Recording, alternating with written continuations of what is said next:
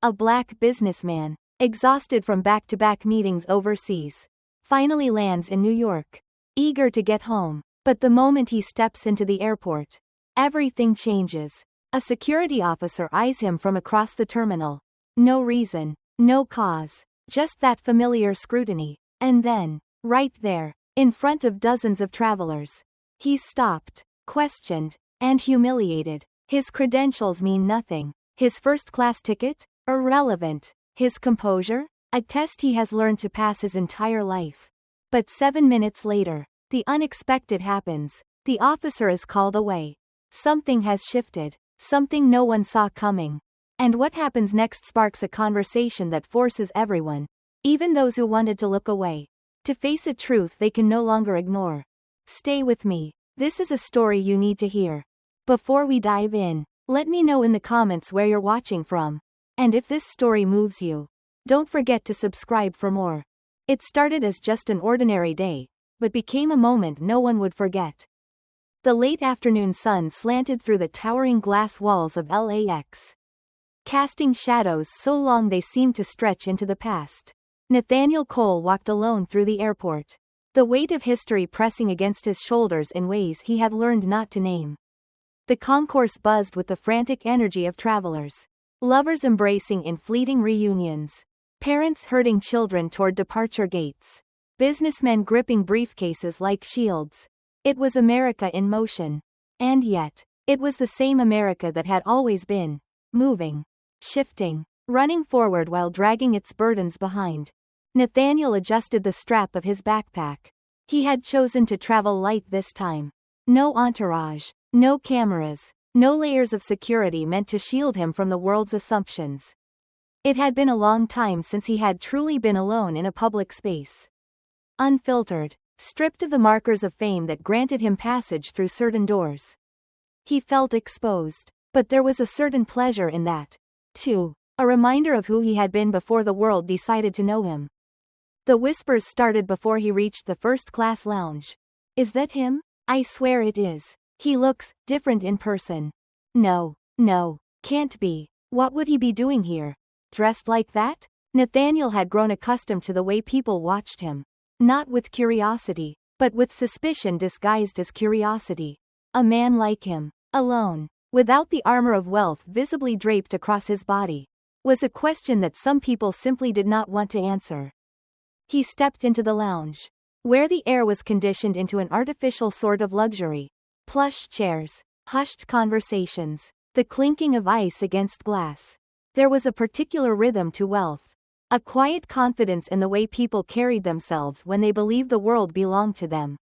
Nathaniel knew that rhythm well. He had been a part of it for long enough to recognize the unspoken rules. The delicate dance of privilege that was rarely acknowledged but always enforced. The woman at the front desk, blonde and professionally indifferent, barely glanced at him before asking for his boarding pass. She held it under the scanner longer than necessary, her brows knitting together as she waited for the machine to confirm what her instincts denied. First-class seating, she finally murmured, as if the words themselves were unfamiliar in reference to a man like him. Nathaniel smiled, slow and easy. He had learned, long ago, that direct confrontation never led anywhere useful. It was better to let the discomfort settle, to let people sit in the contradiction of their own expectations. That's right, he said. She handed him his ticket with a polite smile that did not reach her eyes.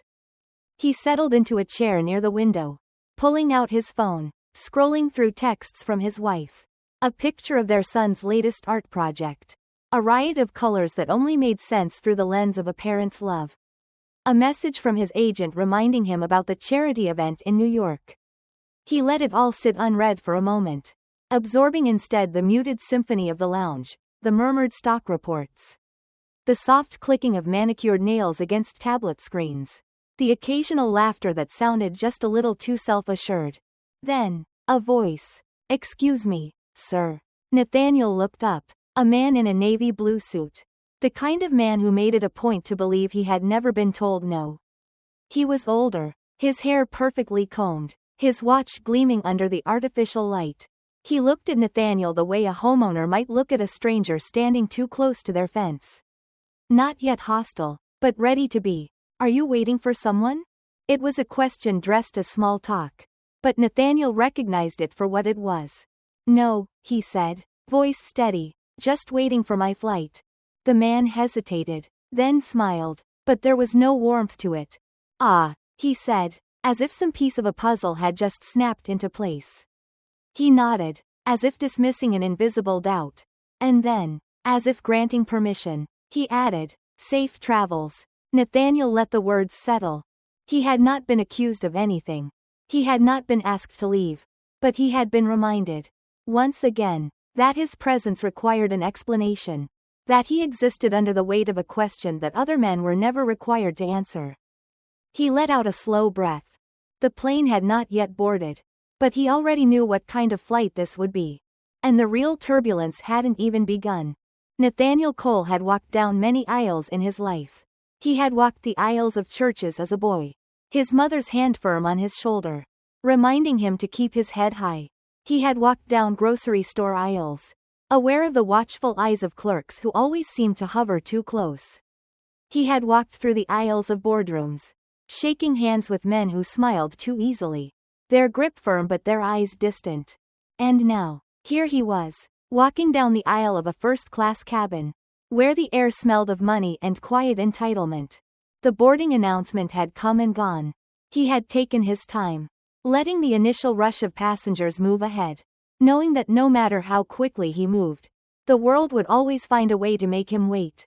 But as he stepped onto the plane, something shifted. It was not something you could see, not something you could touch.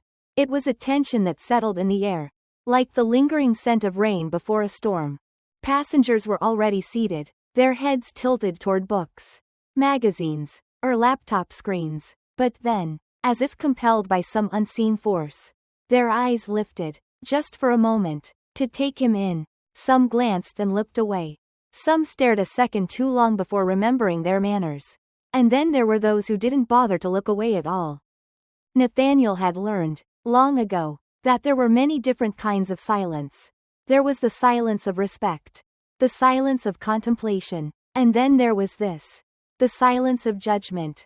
He walked forward, his backpack slung over one shoulder, his ticket clutched loosely in his fingers.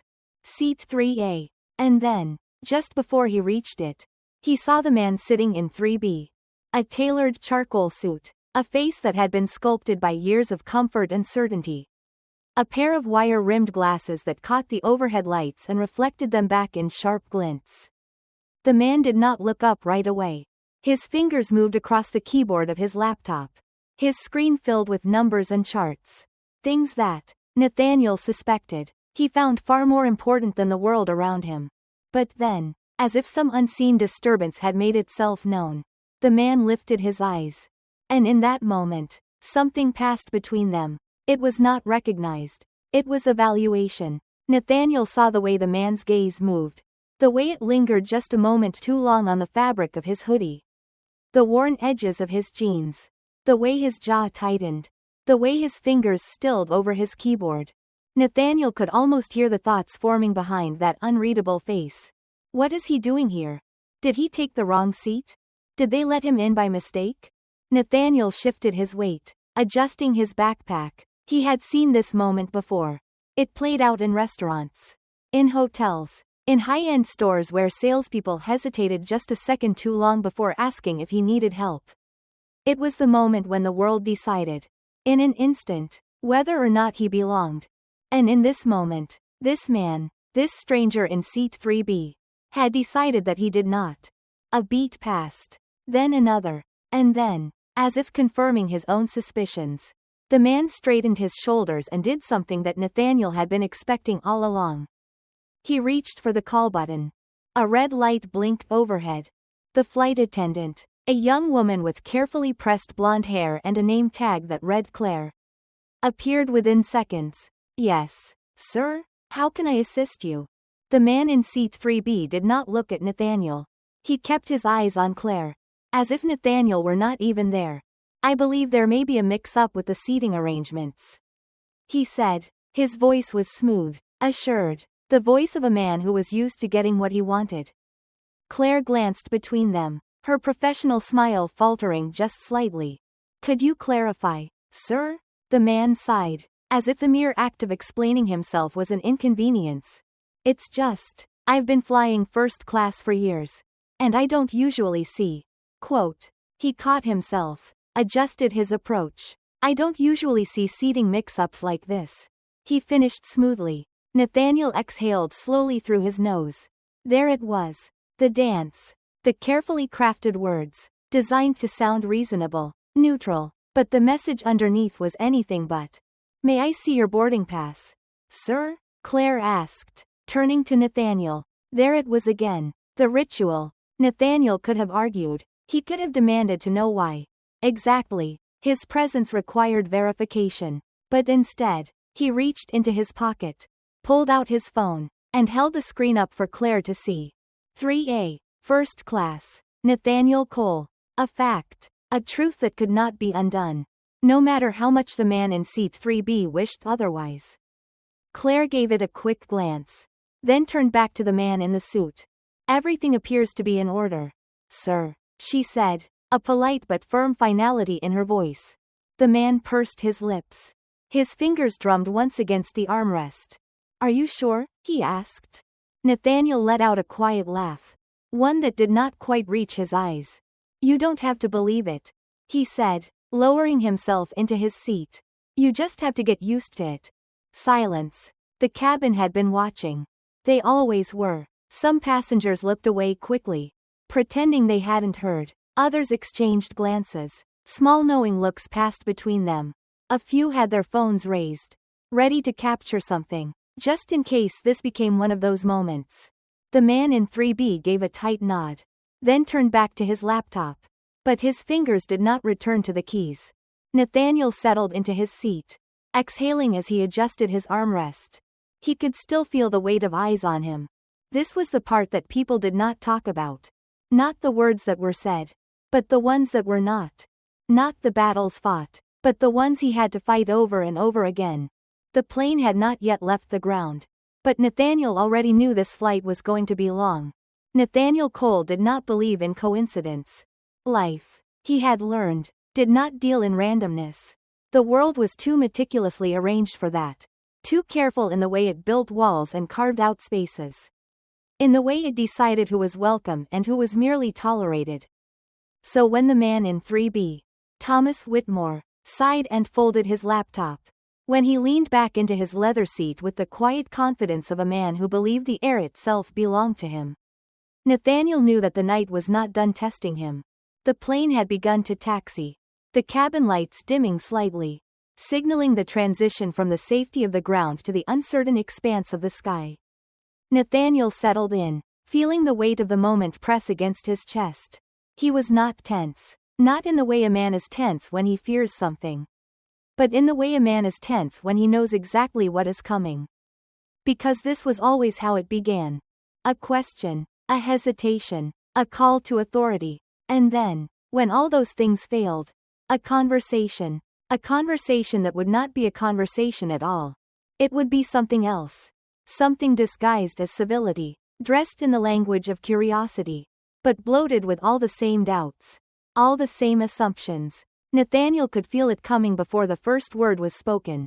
And then, there it was. So, Thomas Whitmore shifted slightly, turning just enough to face him. The glow of the seatbelt sign reflecting off his glasses. Do you fly first class often? Nathaniel exhaled through his nose. There it was. The first volley. Not a direct accusation. No, of course not. Not in first class. Not among men who had mastered the art of subtlety.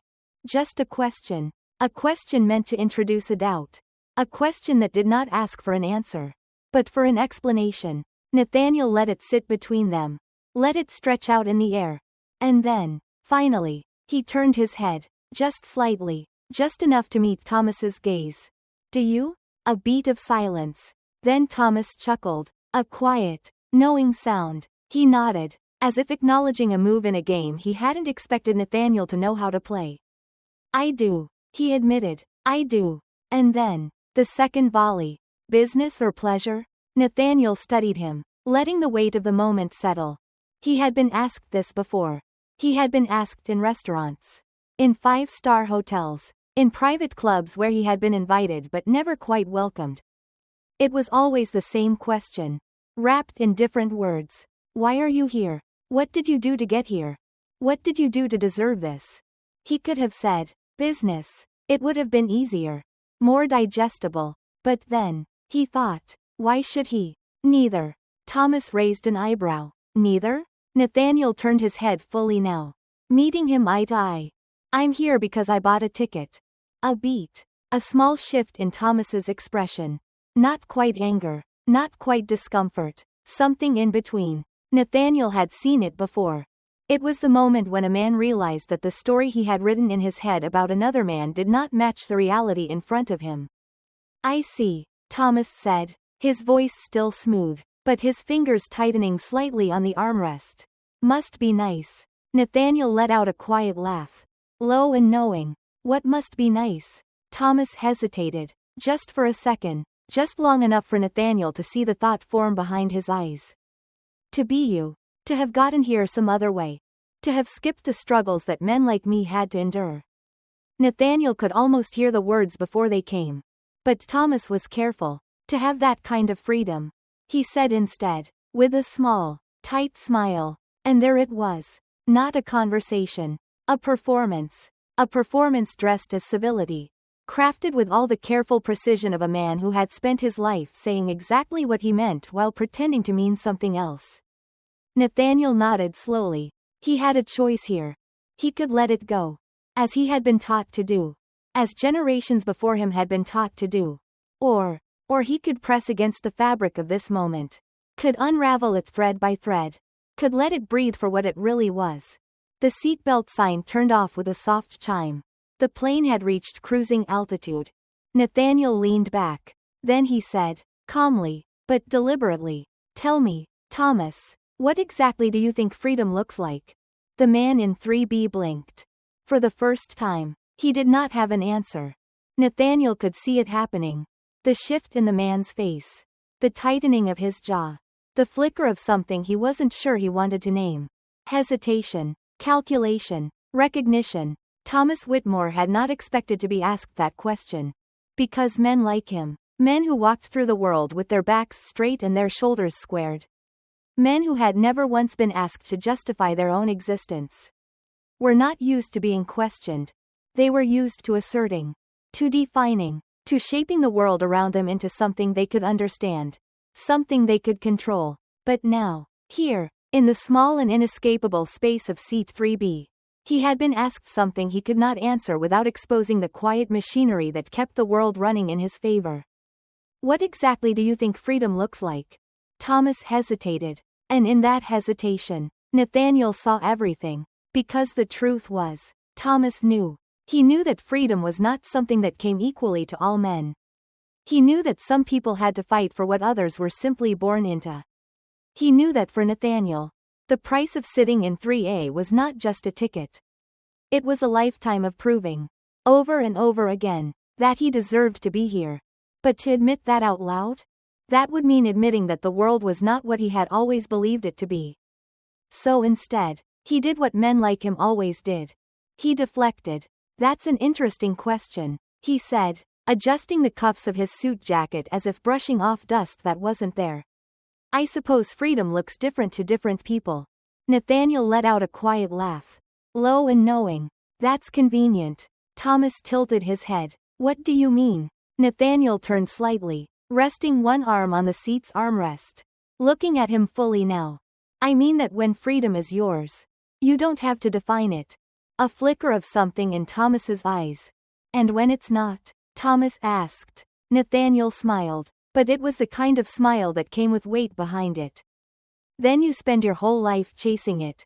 For the first time since their conversation had begun, Thomas didn't respond immediately. He sat there, tapping one finger against the armrest, looking as though he wanted to say something, but couldn't quite shape it into words. The silence between them stretched. And then, just when Nathaniel thought the conversation had reached its end, Thomas leaned in slightly, lowering his voice. You know, he said, I worked for everything I have. No one handed me anything. Nathaniel exhaled, slow and steady. Ah, there it was. The final defense. He had heard it before. From men who looked just like Thomas. From men who swore they had built their lives with nothing but their own hands. As if those hands had never once been guided by an invisible force, pushing them forward while others were held back. Nathaniel nodded, studying him. Then he said, just as softly, just as measured, and yet, I bet no one ever looked at you and assumed you didn't belong here. The words landed like a quiet explosion. Thomas's fingers tightened on the armrest. He opened his mouth, then closed it again, because he knew. Nathaniel could see it in his face. He knew. The businessman had spent his whole life walking into rooms where people expected him to be. He had never been stopped at the door. Never been asked to prove himself before he even spoke. The silence stretched again. The plane hummed beneath them. A deep, steady vibration in the belly of the aircraft. A flight attendant passed through the aisle, checking seat belts. Somewhere further down the cabin, glasses clinked as passengers ordered another round of overpriced champagne. And yet, here, in the space between 3A and 3B, something heavier than air settled between them. Then, finally, Thomas exhaled. And in that exhale, Nathaniel heard something he had not expected to hear. Surrender. Not defeat. Not guilt. But something quieter. Something closer to understanding. The older man nodded once, almost imperceptibly, then turned back to his laptop. His fingers hovering over the keyboard but not moving. Nathaniel turned back toward the window. Outside, beyond the small oval of glass, the sky stretched open and endless. And in that moment, he thought, maybe, just maybe, something had shifted. It was not a victory. But it was something. Nathaniel Cole had spent a lifetime walking through spaces that did not expect him. He had learned, from a young age, that America had a way of reminding men like him exactly where they stood. It was not always loud. It was not always violent. But it was always there. In the pause before a handshake. In the way a store clerk followed just a little too close. In the unspoken calculation of whether he belonged. Now, at 35,000 feet. In a cabin where the air was thick with wealth and quiet assumptions. It was happening again. The turbulence started just as the conversation with Thomas Whitmore had begun to die. It was a small tremor at first. A shudder through the plane's metal frame. The kind that made passengers grip their armrests a little tighter but did not send them into panic. But Nathaniel could feel something shift. Not in the plane. In the people. Because turbulence had a way of peeling back the layers. Of revealing what people were truly made of. A ripple moved through the cabin as the captain's voice crackled through the intercom. Steady but firm. Ladies and gentlemen, we're encountering some unexpected rough air. Please remain seated with your seatbelts fastened. Flight attendants, take your seats. Nathaniel exhaled, adjusting the strap of his seatbelt. He had never feared flying. He had spent too much time learning how to navigate a far more dangerous thing. Being a black man in America. But the others? The others were starting to show signs of unease. A woman across the aisle clutched her husband's arm. Her carefully manicured fingers digging into his sleeve. A young businessman pressed his phone to his ear, whispering hurried messages before the Wi-Fi cut out. And Thomas? Thomas Whitmore, the man who had spent the past hour asserting his place in the world. Gripping the armrests as if the very earth were falling away beneath him. Nathaniel saw it then, the moment where the illusion of control slipped. Where the fear crept in. Because fear did not care about first class. It did not care about tailored suits or stock portfolios or the quiet hum of power that men like Thomas had wrapped themselves in for so long. It came for everyone. And suddenly, for the first time on this flight, they were equal. Nathaniel leaned back, his voice calm. You all right, Thomas? Thomas blinked, startled. His fingers were still tight around the armrest. I'm fine. A lie. Nathaniel had heard that lie before. He had seen it on the faces of men who had spent their whole lives believing they were untouchable. Until something came along to remind them otherwise. The plane dipped again, a little sharper this time. Someone gasped. Glasses clinked in overhead compartments.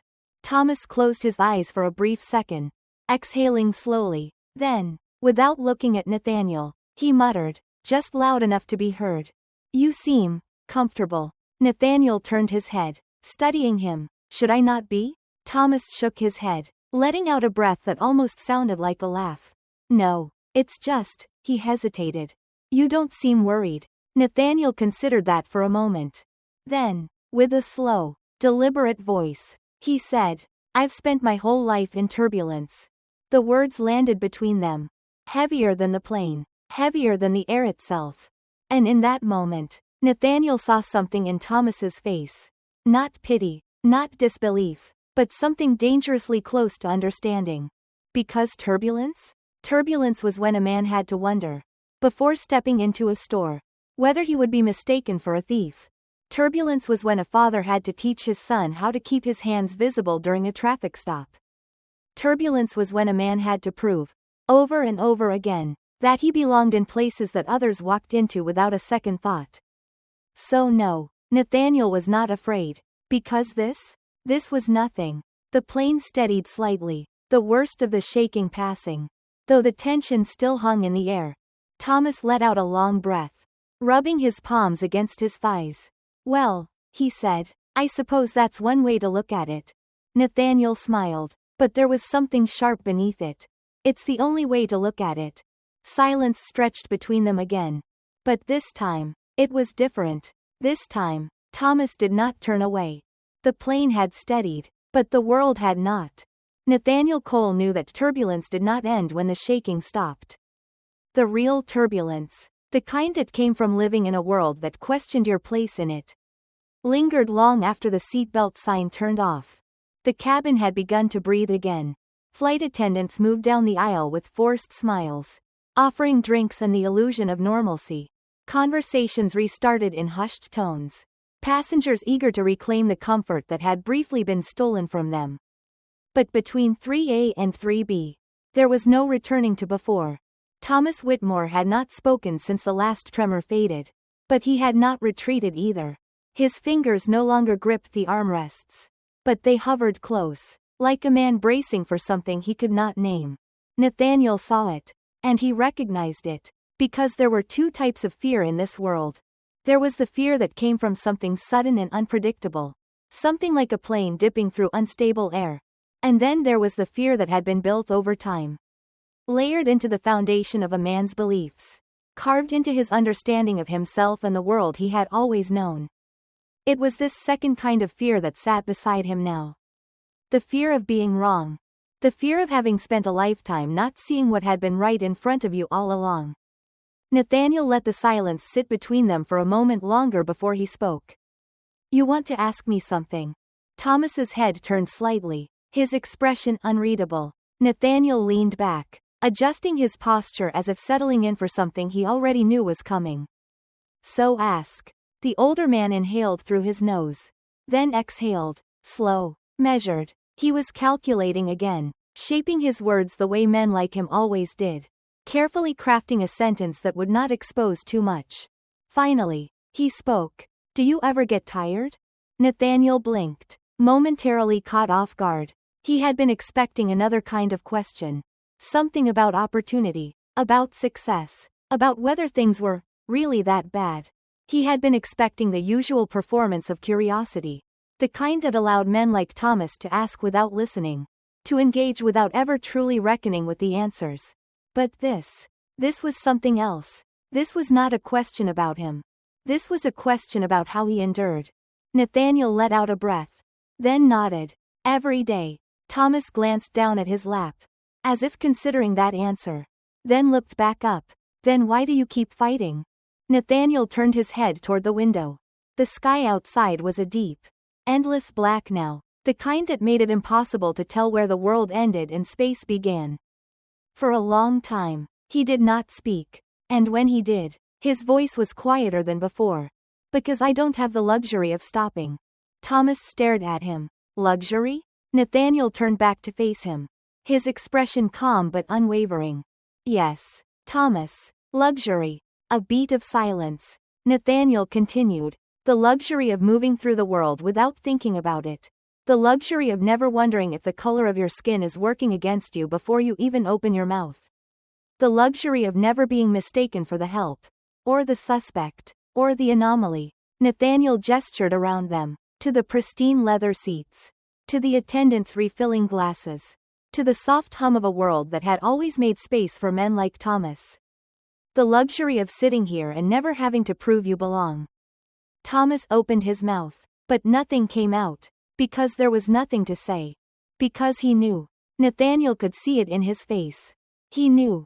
The plane shifted slightly, a reminder that they were still in the air, that the ground was still impossibly far beneath them. Thomas sat back in his seat, exhaling through his nose, staring straight ahead, his jaw clenched, then unclenched. And for the first time since this flight had begun, Nathaniel saw something real in him. Not resistance, not deflection, but something closer to reckoning. And for the first time, Nathaniel wondered if the turbulence on this flight had been more than just the air outside. Maybe, just maybe, it had been inside of them all along. Nathaniel had long understood that distance was never just a measurement of space. It was a weapon, a shield, a careful arrangement of power. It was the silent barrier between a handshake and a closed door. Between an invitation and an assumption. Between belonging and merely being allowed. Thomas Whitmore had spent the last hour trying to put distance between them. Not physically. They were trapped here together. Side by side in first class. Their knees inches apart. The same recycled air filling their lungs. But socially, mentally, historically, he had been reaching for a divide. For the comfort of separation. Because separation made it easier. Separation meant that Thomas could believe that his life, his success, his place in the world had been entirely his own doing. That Nathaniel's struggles, his exhaustion, his entire experience had nothing to do with him. But here, in this cabin, there was no distance left to hide behind. And Nathaniel could tell that Thomas felt it. The older man had not spoken again. But he did not look at his laptop anymore. He did not sip his water or adjust his cufflinks or check his watch like a man who had somewhere more important to be. No. Now, he was staring ahead, his jaw tight, his fingers laced together.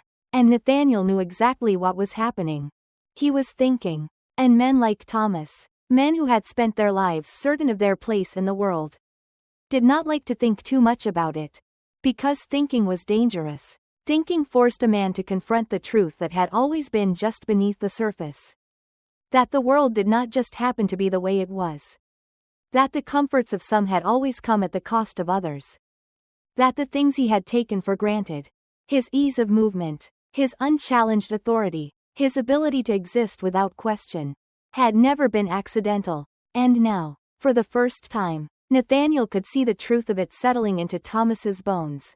The weight of it. The discomfort of it. And then, in the quiet hum of the cabin, Thomas spoke. His voice was lower than before. Less assured. I don't know what to do with this. Nathaniel turned to him, studying his face, the tension in his brow, the way his fingers tightened and released as if he were holding something unseen. With what? Thomas swallowed, exhaled sharply through his nose. Then, finally, he turned to face Nathaniel fully. The knowing. The knowing. Nathaniel let the words settle. Let them fill the space between them. Because that was the thing about knowing. Once you knew, you could not unknow. And that, he thought, was the real fear in Thomas's eyes. It was not the turbulence. It was not the altitude. It was the realization that ignorance had been a kind of safety. For all these years, Thomas had been moving through a world that had been tilted in his favor. And he had never even had to see the tilt. And now? Now, he did. Nathaniel exhaled, leaned forward slightly, let the weight of his own truth sit between them. That's not my burden to carry. Thomas blinked. Nathaniel shook his head. I didn't put this in your hands. Thomas. The world did. History did. The truth did. A muscle worked in the older man's jaw. And what do I do with it? Nathaniel studied him for a moment. Then let out a quiet laugh. That's your question to answer. The seatbelt sign dinged on overhead. The captain's voice crackled through the intercom, announcing their descent. The lights of New York stretched out below them. A city of power and possibility and ghosts. Nathaniel settled back into his seat, feeling the weight of the conversation. The weight of history. The weight of everything that had not been said. He did not know if Thomas Whitmore would leave this flight a changed man. But he knew this. The distance Thomas had been clinging to? It was gone. The plane descended through the thick New York air, cutting through clouds like a knife through something softer, something unprepared for its weight. Nathaniel Cole watched as the city stretched out beneath them. The great, restless machine of ambition and forgetting. The lights blinked and pulsed. Thousands of tiny constellations forming and reforming with every passing second. Down there, people moved through the night. Some chasing, some running, some simply surviving. And up here, in this fragile space between earth and sky, something had shifted. He could feel it. Thomas Whitmore sat beside him, his hands clasped together, his eyes still distant, still working over thoughts that he had not expected to have. He had not spoken since their last exchange. But the silence between them had changed. It was no longer the silence of avoidance. It was the silence of reckoning. And reckoning, Nathaniel knew, was a heavy thing to carry. The plane jolted slightly as the landing gear engaged. A woman across the aisle let out a quiet breath, relieved that the worst was over. But for Thomas? Nathaniel could see it. The worst was not over. Because when the plane touched down, when the doors opened, when he stepped back into the world he had always known, he would have to decide what to do with what he had learned. And there was no easy way back. That was the thing about truth. It did not make room for retreat. The flight attendants moved through the aisles, murmuring final instructions, their voices polite but distant.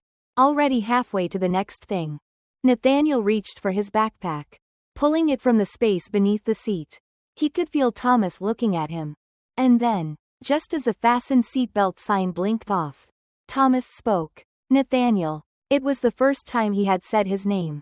Nathaniel turned. Waiting. Thomas exhaled sharply, shaking his head slightly, as if trying to steady something inside himself.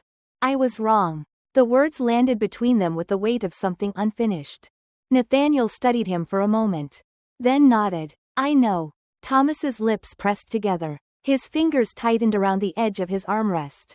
I don't know how to fix it. Nathaniel let out a quiet laugh. It's not about fixing. It's about seeing. And once you see it. He gestured vaguely toward the window. Toward the world waiting for them beyond the cabin doors. Quote. You can't pretend you don't. Thomas nodded slowly. He looked tired in a way that had nothing to do with the flight. The doors opened. Passengers stood, stretching, reaching for bags, slipping back into the rhythm of their own lives. Nathaniel slung his backpack over his shoulder. Stepping into the aisle, Thomas hesitated, then pulled out a business card from his jacket. He turned it over, wrote something on the back, then handed it to Nathaniel. If you ever have time, he said, clearing his throat, maybe we could keep talking. Nathaniel took the card, glanced at it. A personal number. He tucked it into his hoodie pocket alongside everything else he carried. He did not promise anything. Because change was not about words. It was about what a man chose to do when no one was watching. The line began moving. Nathaniel stepped forward. Thomas followed. And together, without another word, they walked off the plane. Into a world that had not changed. But one that, for at least one of them, would never feel the same again.